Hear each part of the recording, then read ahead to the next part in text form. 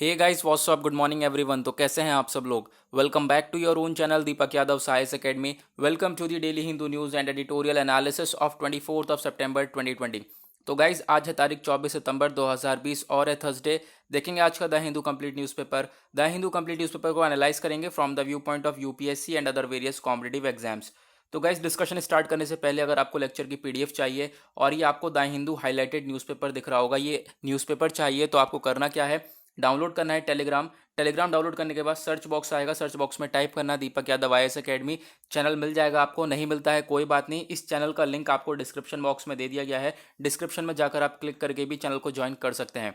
तो गाइज यहाँ पर आपको डेली बेसिस पे द हिंदू न्यूज़पेपर के साथ साथ द हिंदू न्यूज़पेपर के ऊपर जितने भी नोट्स होते हैं हम लोग यहाँ पर शेयर करते हैं। तो गाइज जैसा कि आप लोग देख रहे होंगे आज हमारे न्यूज़पेपर में कैग के बारे में कुछ प्रेजेंट है कि कैग है क्या। तो आपको इसका detail background analysis, context, terms, facts, ये सारी चीज़ें आपको प्रोवाइड कर दी गई हैं। ऐसे ही हम लोग सारे टॉपिक्स को डिटेल में कवर करते हैं और टेलीग्राम पर आपको डिजिटल नोट्स प्रोवाइड कर दिए जाते हैं। तो गाइज आगे बढ़ने से पहले अभी तक आपने चैनल को सब्सक्राइब नहीं किया है तो सब्सक्राइब कर लेना, नीचे रेड कलर का बटन आ रहा होगा और बेल आइकन जरूर प्रेस कर देना ताकि आपके पास डेली जो है द हिंदू एनालिसिस की वीडियो की नोटिफिकेशन आ जाए। तो चलिए डिस्कशन स्टार्ट करते हैं। सबसे पहले आते हैं पेज नंबर 1 के ऊपर। पेज नंबर 1 के ऊपर आपको यही 3 आर्टिकल दिख रहे होंगे। ये 3 आर्टिकल इंपॉर्टेंट हैं।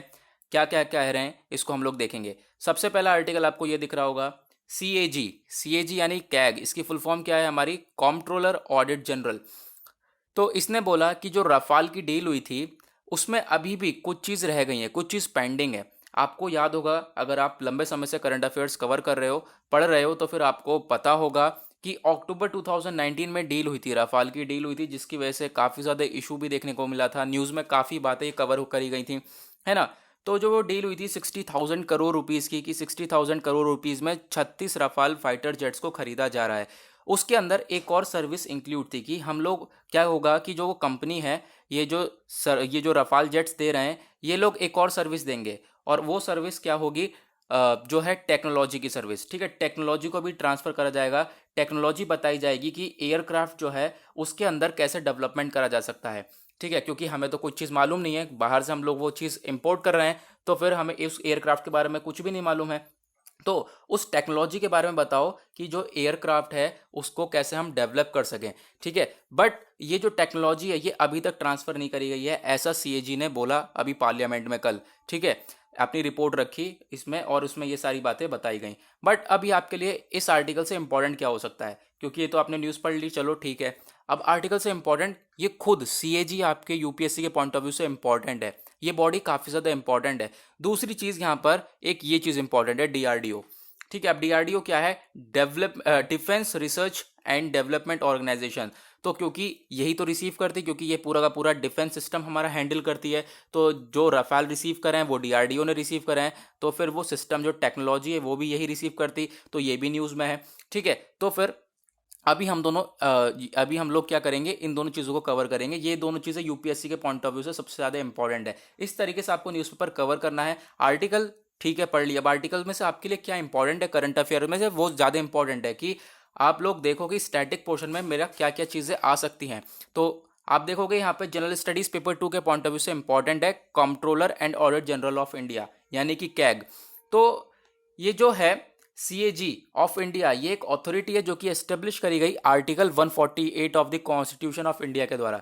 भारतीय संविधान में आर्टिकल 148 अनुच्छेद 148 में ये बॉडी आती है, जो कि जितने भी हमारे गवर्नमेंट के खर्चे होते हैं, ठीक है, जितने भी हमारी सरकार के खर्चे होते हैं, जितना भी सरकार के पास पैसा आया या फिर सरकार के पास पैसा गया, ठीक है, सरकार के पास से पैसा गया, उन सब की रिपोर्ट्स को ऑडिट करती है। ठीक है, रिसिपिएंट्स एंड एक्सपेंडिचर यानी कि जितना रिसीव करा है सरकार ने, जितना खर्च किया है, उन सब की रिपोर्ट्स को ऑडिट करती है। वो कौन करता है, हैंडल करता है, वो होता है कैग, सीएजी। ठीक है, एक इंडिपेंडेंट बॉडी है, किसी के दबाव में काम नहीं करती, और जो है ये खुद सरकार को चेकअप करती है। ठीक है, उसके बाद जो रिपोर्ट्स होती हैं कैग की, ये पार्लियामेंट में दिखाई जाती हैं। ठीक है, पार्लियामेंट में जो है टेबल करी जाती हैं, जैसे कि अभी यहाँ पे टेबल करी गई है कल रिपोर्ट्स जो है और कैग की, जिसमें ये चीज़ बताई गई है जो मैंने अभी आपको बताया, रफाल जेट वाली।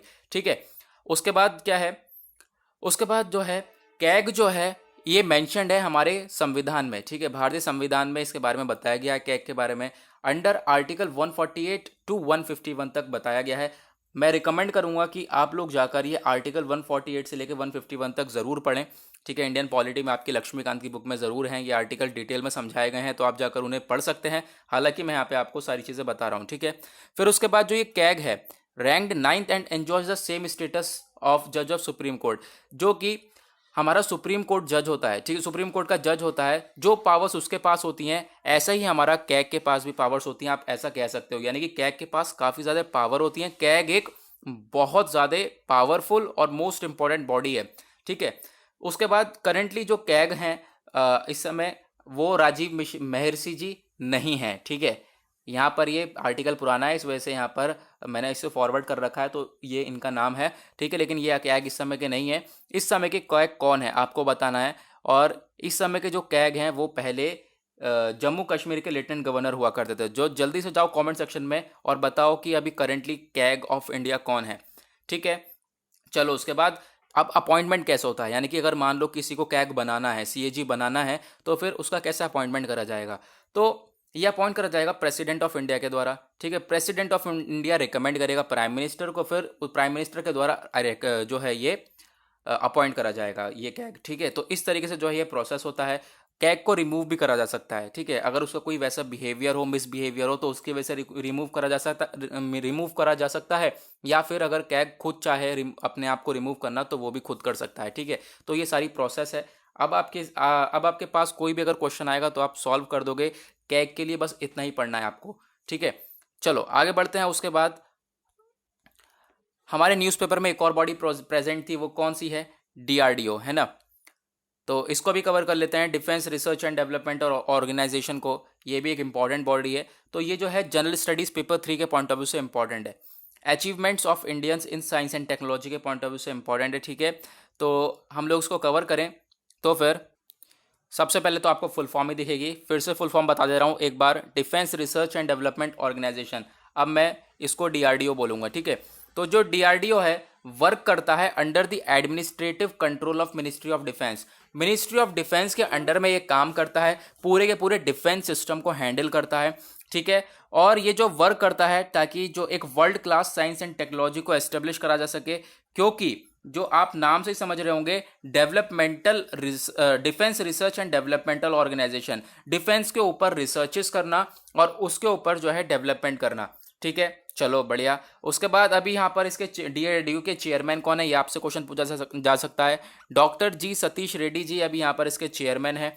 और अब इसकी ग्रोथ के बारे में बात करें, क्योंकि पहले इंडिया में ये बहुत कम था। ठीक है, बहुत कम लेवल पे था, आज के टाइम पे काफ़ी हद तक ग्रो हो चुका है। तो डीआरडीओ जो सबसे पहले एस्टेब्लिश हुआ था 1985 में, 1958 में sorry, after combining technical development establishment TDE और डीटीडीपी।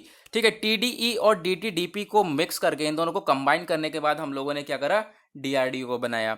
उसके बाद स्टार्टिंग विद द 10 लेबोरेटरीज, याद रखना ये बात ध्यान से देखना, पहले डीआरडीओ की सिर्फ और सिर्फ 10 लेबोरेटरीज हुआ करती थी, और आज के टाइम पे देखोगे, आज के टाइम में इसकी काफ़ी सारी लेबोरेटरीज हैं।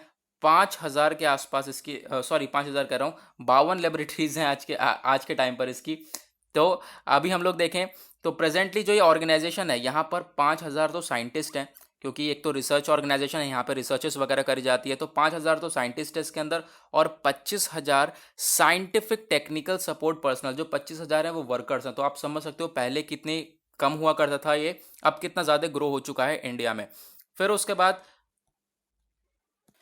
काफ़ी सारे प्रोजेक्ट्स को हैंडल करता है ये, जैसे कि मिसाइल्स का डेवलपमेंट, आर्मामेंट्स का डेवलपमेंट, लाइट कॉम्बैट एयरक्राफ्ट्स, उसके बाद रेडार्स, इलेक्ट्रॉनिक वॉरफेयर सिस्टम, इन सबको जो है हैंडल करता है। इन सब के ऊपर डेवलपमेंट के ऊपर काम करता है हमारा डीआरडीओ।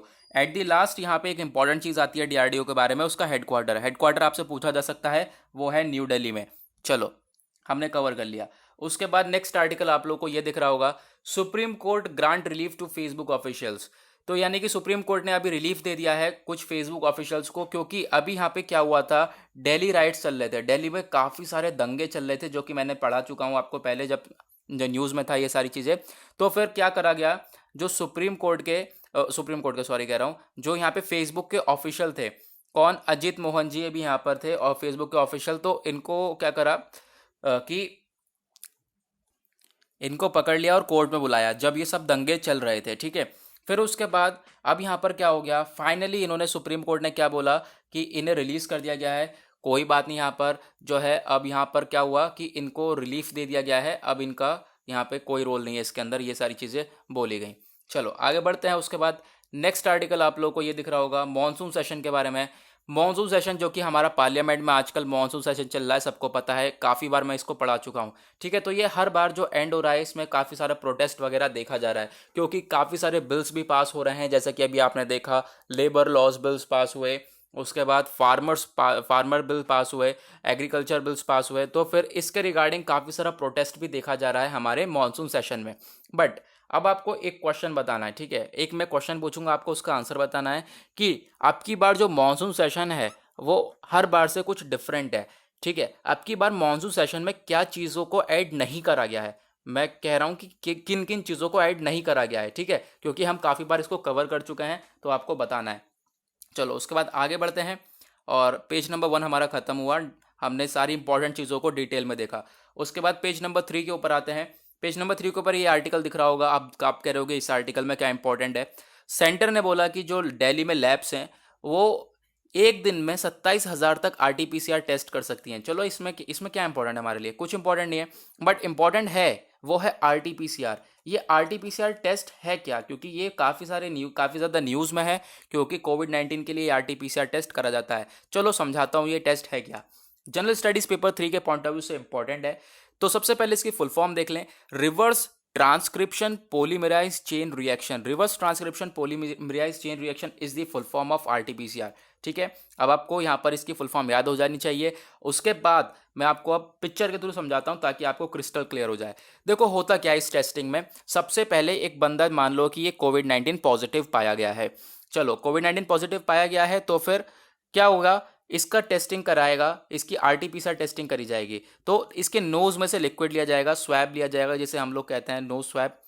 उसको कलेक्ट करने के बाद, वो सैंपल को कलेक्ट करने के बाद, वो सैंपल जब दूसरे स्टेज में जाएगा तो उसमें क्या करा जाएगा, जो RNA है, राइबोन्यूक्लिक एसिड है, उसको अलग कर दिया जाएगा, कुछ ढेर सारे मॉलिक्यूल्स जो कि उसमें प्रेजेंट हैं उस स्वैब में, उस कलेक्शन में। ठीक है, फिर उसके बाद जो RNA है, ध्यान से सुनना, जो RNA है उसको कन्वर्ट करा जाएगा DNA में, डीऑक्सी राइबोन्यूक्लिक एसिड में, क्योंकि आपको पता है टेस्टिंग जो होती है वो DNA की होती है, नॉट फॉर दी RNA।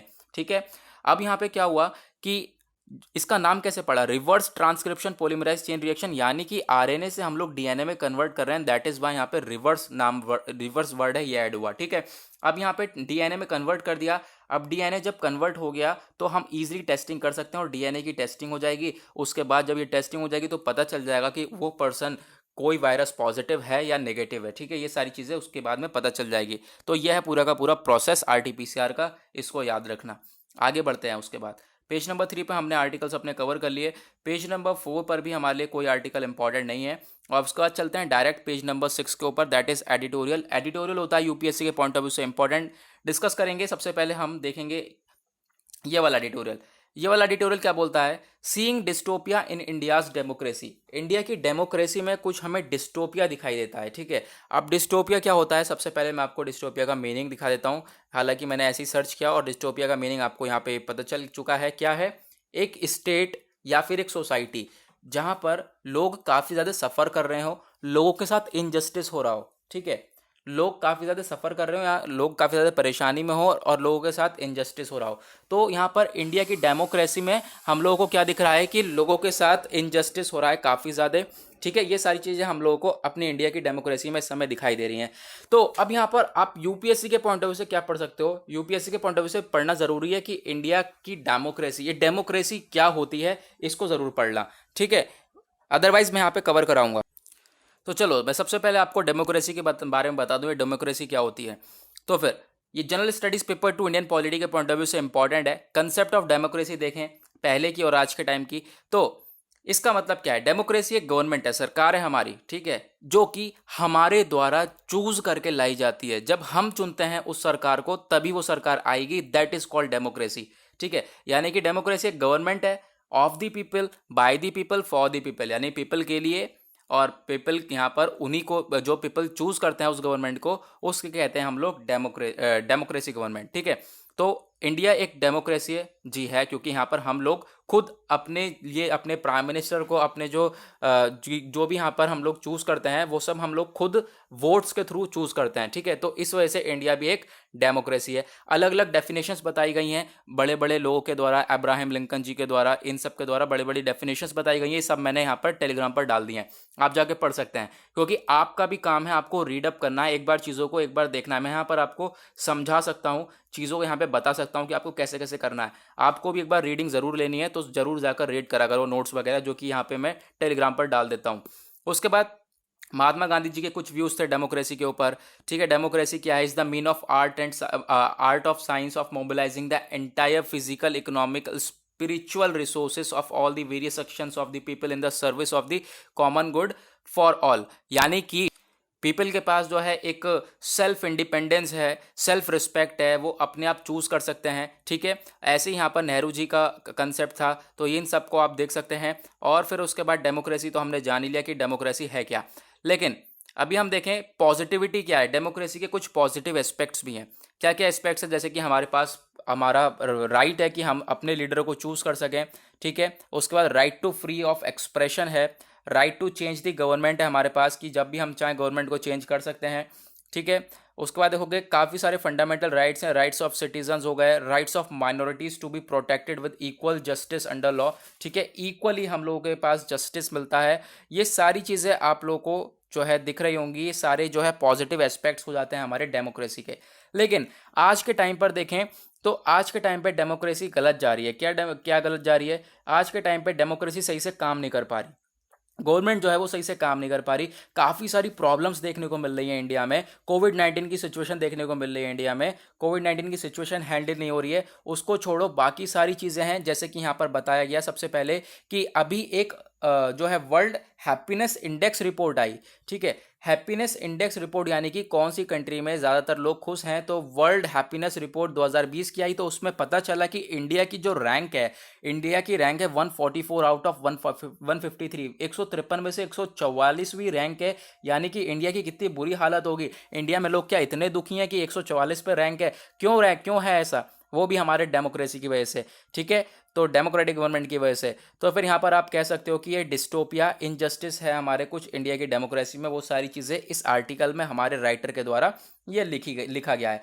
और भी सारी प्रॉब्लम समझाई गई यहाँ पर, जैसे कि आप देखोगे कि जो फिर से हमारा क्या हुआ, यूएन की हैप्पीनेस इंडेक्स तो आई है, ठीक है, हैप्पीनेस रिपोर्ट तो आई, लेकिन उसके साथ साथ क्या हुआ, हमारा एक और रिपोर्ट आई, उसका नाम है ह्यूमन डेवलपमेंट रिपोर्ट, कि ह्यूमन का कितना ज़्यादा विकास हो रहा है किस कंट्री में, ठीक है, उसका डेवलपमेंट के ऊपर रिपोर्ट आती है। तो 2019 की रिपोर्ट में इंडिया की रैंक थी 129 आउट ऑफ 189, 100 यार क्या 189 में से 129 रैंक थी। तो ये भी काफ़ी ज़्यादा बुरी रैंक थी, यानी कि किसी का डेवलपमेंट ही नहीं हो रहा है इंडिया में।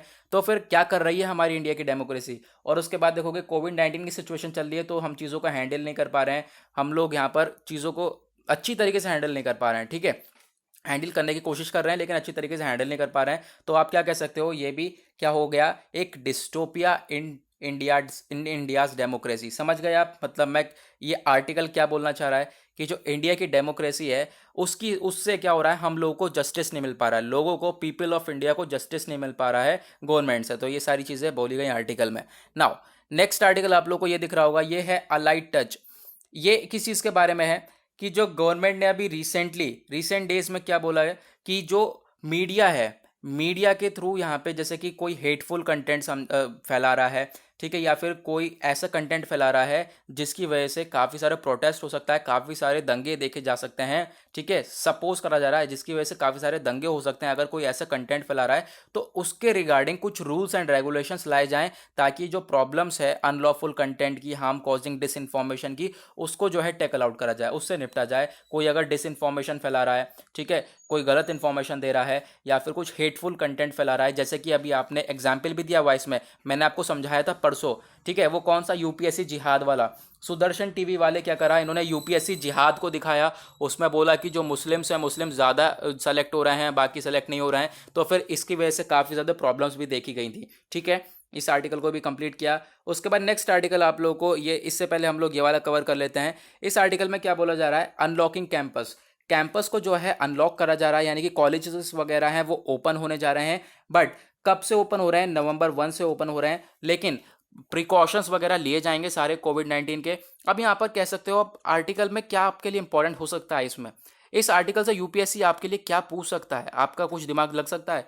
इसमें से पूछ सकता है यूपीएससी आपके यूजीसी, ठीक है, जो क्योंकि यहाँ पर यूनिवर्सिटी ग्रांट कमीशन ने ही जो है पब्लिश करी है ये एकेडमिक कैलेंडर, तो फिर ये यूजीसी आपसे काफ़ी यूजीसी जो है ये आपके लिए इंपॉर्टेंट हो जाता है, और जो हमारा यूपीएससी है वो इसके बारे में डेफिनेटली पूछ सकता है। चलो फिर कवर करते हैं इसके बारे में। जो यूजीसी है जनरल स्टडीज़ पेपर 2 के पॉइंट ऑफ व्यू से इंपॉर्टेंट है, और जो यूपीएससी की तरफ से टॉपिक दिया हुआ है human resource education management of social sector services, तो इसके अंदर में हमारा ये टॉपिक आ जाता है। तो यूनिवर्सिटी ग्रांट कमीशन जो है ये एग्जिस्टेंस में आया 28 सितंबर 1953, 1953 में 28 सितंबर में ये वर्किंग में आई ये बॉडी हमारी, और ये एक्ट ऑफ पार्लियामेंट 1956 के थ्रू ये बॉडी लाई गई। ओके, ताकि किस लिए लाई गई? जो यूनिवर्सिटी एजुकेशन है उसको मेंटेन करा जा सके, उसकी टीचिंग को स्टैंडर्ड, ये कैसे स्टैंडर्ड है उसका, स्टैंडर्ड ऑफ टीचिंग को मेंटेन करा जा सके, एग्जामिनेशन कैसे हो रहा है उसको मेंटेन करा जा सके, ठीक है। फिर एक दूसरा क्वेश्चन आपसे पूछा जा सकता है, हेड ऑफिस ऑफ यूजीसी कहाँ पर है? वो है न्यू दिल्ली में। फिर उसके बाद जो यूजीसी है उसके और भी सारे हेड ऑफिस हैं, ठीक है। हेड ऑफिस तो न्यू दिल्ली में है, उसके बाद 6 रीजनल ऑफिस भी हैं, तो उसके बारे में भी पढ़ लो। तो 6 रीजनल ऑफिस कहाँ कहाँ पे है? बेंगलुरु, भोपाल, गुवाहाटी, हैदराबाद, कोलकाता, पुणे में भी इसके जो है ऑफिस हैं। तो यूजीसी के बारे में हमने कवर कर लिया। उसके बाद आगे बढ़ते हैं। आगे आप लोगों को ये आर्टिकल दिख रहा होगा, ये आर्टिकल है फीमेल लीडरशिप के बारे में। ये किस चीज़ के बारे में बोला जा रहा है? Women's in roles of authority. इसी वजह से मैंने जो है इंदिरा गांधी जी की यहाँ पे थंबनेल लगाया है, आप देख सकते हैं थंबनेल, तो फिर वहाँ पर मैंने इंदिरा गांधी का थंबनेल लगाया। तो फिर इसमें क्या बोला जा रहा है? जो विमेन का रोल है अथॉरिटी में, वो बोला जा रहा है काफ़ी अच्छा देखा गया है, यानी कि जो विमेन है, अगर कोई विमेन लीडर वगैरह बनती है तो उसका रोल काफ़ी अच्छी तरीके से देखा गया है, चाहे वो इंडिया हो चाहे वो कोई भी विदेशी कंट्री हो। देखो अभी आपको समझ में आएगा और कितना बढ़िया लिखा गया है। जैसे कि अभी जर्मनी, ताइवान, न्यूजीलैंड, इन तीनों ही कंट्रीज में जो विमेन है वो हेड ऑफ द गवर्नमेंट है। सरकार में जो विमेन है वो सबसे ज़्यादा हेड है, और आप देखोगे इन तीनों ही कंट्री में कोविड-19 सबसे ज़्यादा कंट्रोल है, कोरोना वायरस को सबसे ज़्यादा अच्छी तरीके से कंट्रोल कर रखा है, सबसे कम लोग वहाँ पे मरे हैं। और आपने न्यूजीलैंड के बारे में सुना ही होगा, ख़त्म ही हो गया था बीच में, एक आध फिर बाद में निकल ही आया इन्फेक्शन, लेकिन बीच में इन्होंने काफ़ी अच्छी तरीके से कंट्रोल करा। लेकिन बोला क्या जा रहा है, यहाँ तीनों ही कंट्रीज़ में जो गवर्नमेंट है वो विमेन है, गवर्नमेंट हेड कौन है? वो विमेन है। तो आप समझ सकते हो। और ये भी बोला गया कि जो विमेन है उसका मतलब वो मेल से ज़्यादा अच्छा परफॉर्म कर सकती है, ऐसा भी बोला गया। और यूनाइटेड स्टेट्स ने रिसर्चेस में प्रूव कर दिया, यूनाइटेड स्टेट्स के द्वारा रिसर्चेस करी गई। क्या रिसर्चेस करी गई? उसने रिपोर्ट लेकर आए, उन्होंने बोला जो governors, female governors had fewer covid related deaths, perhaps partly because female governors acted more decisively bye issuing earlier stay home orders. ठीक है, यानी जैसे मैंने अभी आपको बताया, जो फीमेल गवर्नर्स हैं, गवर्नमेंट हेड हैं, फीमेल हैं जो भी, जहाँ पर भी उन्होंने काफ़ी अच्छी तरीके से अपना स्टेप उठाया और काफ़ी अच्छी तरीके से कोविड-19 की सिचुएशन को कंट्रोल करा। उसके बाद अगर हम बात करें इंडिया के ग्राम पंचायत की, ये कुछ हमारा पास्ट हिस्ट्री के बारे में, इतिहास के बारे में बात हो जाएगी। तो ग्राम पंचायत में भी फीमेल लीडर्स का काफ़ी बड़ा रोल होता है। तो फिर यहाँ पर ये आपसे पूछा जा सकता है ग्राम पंचायत को इंट्रोड्यूस किसने किया, क्योंकि ये प्रीलिम्स के पॉइंट ऑफ व्यू से इंपॉर्टेंट हो सकता है। तो ये हमारे राघव महेंद्र चट्टोपाध्याय जी हैं, जिन्होंने ये पंचायत का सिस्टम लेकर आए थे। इसमें जो है इन्होंने विमेंस की जो प्रधान में, ये जो प्रधान होते हैं इनमें विमेंस का रिजर्वेशन रख दिया। ठीक है, जो विमेंस हैं फीमेल लीडरशिप भी होगी। ठीक है, तो फिर चलो इसको भी हमने कवर किया।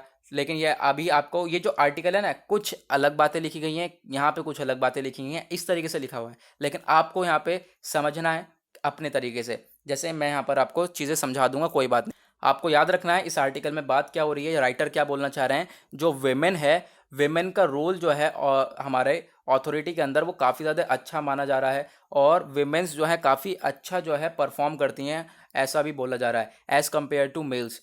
लेकिन यहाँ पे हम लोग कोई डिस्क्रिमिनेशन नहीं कर सकते, ये भी याद रखना, कोई डिस्क्रिमिनेशन नहीं कर सकते, क्योंकि हमें जेंडर इक्वलिटी रखनी पड़ेगी। ओके, तो हम लोग देखें जो विमेन प्रधान वगैरह बनाई गई थी। फिर उसके बाद यहाँ पे पहले मैंने आपको बताया ना, विमेन प्रधान में रिजर्वेशन रख रखा है विमेन के लिए, विमेन भी यहाँ पर लीडरशिप करेंगी। उसके बाद जो विमेन प्रधान बनी, अगर वेमेन प्रधान बनती हैं तो ये काफ़ी ज़्यादा इन्होंने अच्छी तरीके से ध्यान दिया है ड्रिंकिंग वाटर को लेकर। ड्रिंकिंग वाटर ये काफ़ी ज़्यादा सबसे बड़ा स्टेप उठाया है, ये रिस्पॉन्सिबिलिटी है किनकी? विमेंस की। ठीक है, इन्होंने अच्छी तरीके से इसको निभाई भी है।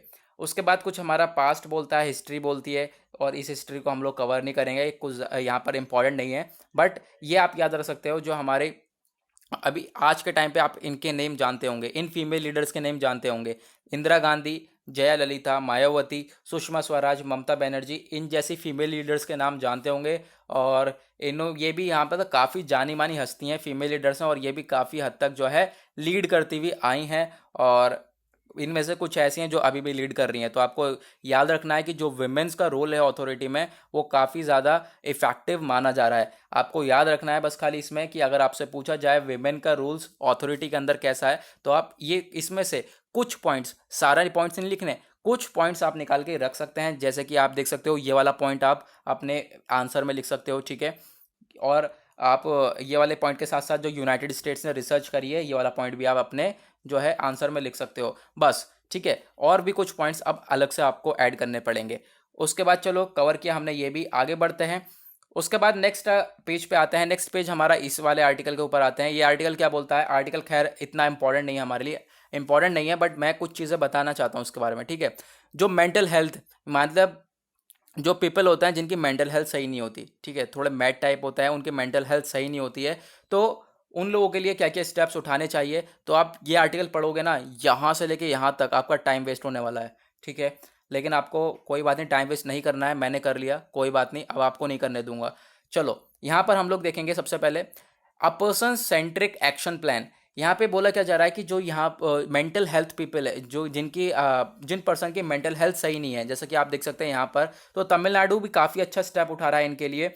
जैसे कि patients of institute of mental health, ये मरीना बीच गए, एंजॉय करा इन्होंने, ठीक है। तो ये मेंटल हेल्थ वाले पर्सन जो है, इन्हें काफ़ी अच्छी तरीके से ट्रीट करा जा रहा है तमिलनाडु में। काफ़ी सारे हमारे स्टेट्स, इंडिया में स्टेट्स, राज्य ऐसे हैं, डिस्ट्रिक्ट्स ऐसे हैं जो कि काफ़ी अच्छी तरीके से इन लोगों को ट्रीट करते हैं। लेकिन ऐसा हम लोग को अब जो क्या करना है, इंडिया की सरकार को ऐसा पूरा स्टेप उठाना है और इन लोगों को जो है प्रोटेक्ट करना है, ठीक है। इन लोगों को जो है यहाँ पर हक दिलाना है। तो यहाँ पर हम लोग देखें, जो तमिलनाडु गवर्नमेंट है उसने काफ़ी अच्छा स्टेप उठाया। जो भी होमलेस पीपल हैं, ठीक है, health needs of homeless people, यहाँ पे इनके पास घर वगैरह नहीं है, तो फिर क्या बनाया, इनकी रिकवरी के लिए रिकवरी सेंटर्स बनाए, emergency care and recovery centres, जहाँ पे इनकी केयर वगैरह करी जाती है, पूरा ट्रीटमेंट करा जाता है। ऐसे ही हमारे बहुत सारे स्टेट्स ने, बहुत सारे डिस्ट्रिक्ट्स ने ऐसे ही बहुत अच्छे अच्छे स्टेप उठाए हैं। जैसे कि आप देख सकते हो बनियान, अब मेंटल हेल्थ केयर, ये भी एस्टेब्लिशमेंट करा गया पार्टनरशिप के साथ, मल्टी सेक्टरल सर्विसेज के साथ। यहाँ पर इन सबको जो है एस्टेब्लिश करा गया ताकि जो मेंटल हेल्थ जिन पर्सन की अच्छी नहीं है, उनको सपोर्ट करा जा सके, उनको वेल ट्रीट करा जा सके। तो ऐसा हमारी सरकार भी एक सिस्टम कर सकती है। जो सरकार है, इसको इंश्योर करना चाहिए कि जो लाइफ्स हैं इनकी, उसको थोड़ा हम अच्छा बना सकें, ठीक है, क्योंकि जो ये मेंटल हेल्थ लोग हैं, इनकी हम लाइफ्स को थोड़ा अच्छा बना सकें। दैट इज़ वाई जो सरकार है वो भी काफ़ी सारे स्टेप्स उठा सकती है और उठाने भी चाहिए। ये सारी बातें बोली गई। उसके बाद नेक्स्ट आर्टिकल पे आते हैं। नेक्स्ट आर्टिकल आप लोगों को ये दिख रहा होगा। ये आर्टिकल किस चीज़ के बारे में है? पीपल ऑफ नोवेयर, यानी कि जो अभी आपको एनआरसी दिखा, आसाम में एनआरसी होता हुआ दिखा, अब जो एनआरसी के थ्रू जो पर्सन बाहर आ गए, बोला जा रहा है कि यार उनके पास भी तो कुछ हक्स हैं, उनके पास भी तो कुछ राइट्स हैं, ठीक है। तो उनके पास राइट्स है, तो उनके राइट्स का क्या होगा, ठीक है। वो अपने, उनके पास राइट्स है तो उनको भी तो कुछ चीज़ें हम लोगों को प्रोवाइड करानी चाहिए। ऐसे ही हम लोग निकाल के थोड़ी ना फेंक देंगे, ठीक है। उसके बाद पेज नंबर 8 के ऊपर आते हैं। पेज नंबर 8 के ऊपर आपके पास यहाँ पर कोई इंपॉर्टेंट आर्टिकल नहीं है। पेज नंबर 9 पे आपको ये आर्टिकल दिखेगा, जो लेबर बिल्स हैं वो पास करे गए अमिट बॉयकॉट। बॉयकॉट यहाँ पे क्या बोला जा रहा है? जब लेबर बिल्स को पास करा जा रहा था, तो जो अपोजिशन पार्टी है वो तो बॉयकॉट करेगी कि हाँ भाई ये सही नहीं है लेबर बिल्स। लेकिन ये कौन कौन से लेबर बिल्स को पास करा गया है, ये आप याद रखना, इन तीनों के नेम, ये इंपॉर्टेंट हो जाता है। सबसे पहला राज्यसभा ने भी पास कर दिया है, कौन सा? इंडस्ट्रियल रिलेशंस कोड 2020, ये पहला बिल हो गया। दूसरा the occupational safety health and working conditions code 2020, ये दूसरा बिल हो गया। तीसरा सोशल सिक्योरिटी कोड 2020, ये हमारा तीसरा बिल हो गया। ये तीनों हमारे लेबर बिल्स हैं, ओके, ये जो कि पास करे गए हैं। आगे बढ़ते हैं। उसके बाद आते हैं पेज नंबर 10 के ऊपर। पेज नंबर 10 पे आपको ये वाला आर्टिकल दिख रहा होगा। और गाइज आगे आपके लिए क्वेश्चन भी है, तो आगे एक क्वेश्चन जरूर उसको सॉल्व करना, कमेंट में बताना उसका आंसर। तो ये आर्टिकल किस चीज़ के बारे में? फिर से कैग का नाम आया है, comptroller audit general of India, ठीक है, जो कि मैंने आपको अभी समझा चुका हूँ। इसने क्या बोला, जो 40% टॉयलेट्स हैं गवर्नमेंट स्कूल में वो बेकार हैं अभी, उसको जो है उसमें अच्छी तरीके से काम वगैरह नहीं है, किसी में आप कह सकते हो कंस्ट्रक्शन अच्छा नहीं है, किसी में पानी नहीं है, कोई हाइजीनिक नहीं है, ठीक है। तो फिर ये सारी चीज़ें बोली गई, जो टॉयलेट्स हैं वो मेंटेन बिल्कुल भी नहीं है। गवर्नमेंट स्कूल्स में, तो उसको ऊपर काम करा जाए, ऐसा हमारा CAG ने बोला। उसके बाद आपके लिए जो क्वेश्चन है आज का CBI, ठीक है। अभी दो क्वेश्चन आपको, दो आंसर तो बताने ही बताना है, जो कि मैंने आपको फर्स्ट पेज पे पूछे थे, ठीक है। उसके बाद जो है ये भी बताना है CBI इसका ये कब फॉर्म हुआ, इसकी फुल फॉर्म क्या है, और इसका जो है हेडक्वार्टर कहाँ पर है, ये भी आप ज़रूर बताएं। ओके, नेक्स्ट एक और क्वेश्चन है आपके लिए, ठीक है। चलो आगे बढ़ते हैं।